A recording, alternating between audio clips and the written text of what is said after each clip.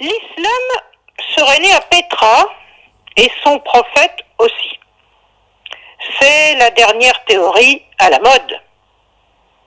Le promoteur de cette théorie, c'est Dan Gibson, un Canadien qui se pique d'histoire.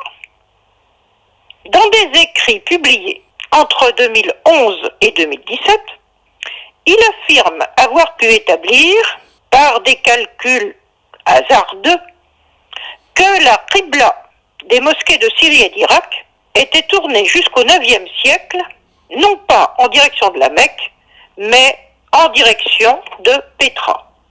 Géographiquement, le site nabatéen de Pétra est situé dans les montagnes arides du sud de la Jordanie actuelle, soit à plus de 1200 km de la Mecque. Les Nabatéens sont ces tribus qui ont contrôlé le Grand Sud syrien et la piste des caravanes qui remontaient du Yémen pendant plusieurs siècles avant l'ère chrétienne. C'est l'Empire romain qui, à la fin du 1er siècle, a mis un terme à leur pouvoir. Or, il se trouve que le Coran évoque un site nabatéen sous le nom de El-Hijr.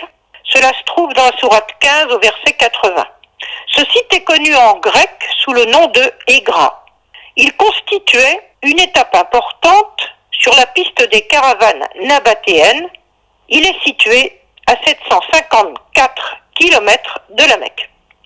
Du point de vue architectural, le site de El-Hijr montre de grandes salles creusées dans les reliefs rocheux. Elles sont d'un type analogue aux excavations de Pétra, mais en moins stylisées. Ces excavations sont évoquées dans le Coran. Elles sont mises en relation avec le peuple des Samoud. Or, ce peuple est dit avoir été exterminé pour avoir justement osé défier le Créateur en creusant la roche pour y établir des demeures. Cela est dit dans la sourate 89 au verset 9. Contrairement aux demeures de terre des cités d'Arabie, elles se seraient voulues indestructibles en défiant le temps. C'est un reproche qui est fait aussi à l'autre peuple supposé disparu d'Arabie, celui des Had, ce qui est dit dans la sourate 26 au verset 128. Les hommes du 7e siècle ne savaient plus rien des Nabatéens et de leur puissance. Les grandes salles creusées dans la roche, mais vides de tout habitant, les terrifiaient.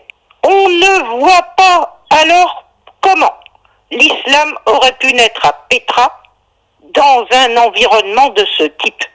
Il suffit donc de lire ces passages du Coran pour comprendre l'absurdité de la théorie qui situe la naissance de l'islam sur ce site nabatéen.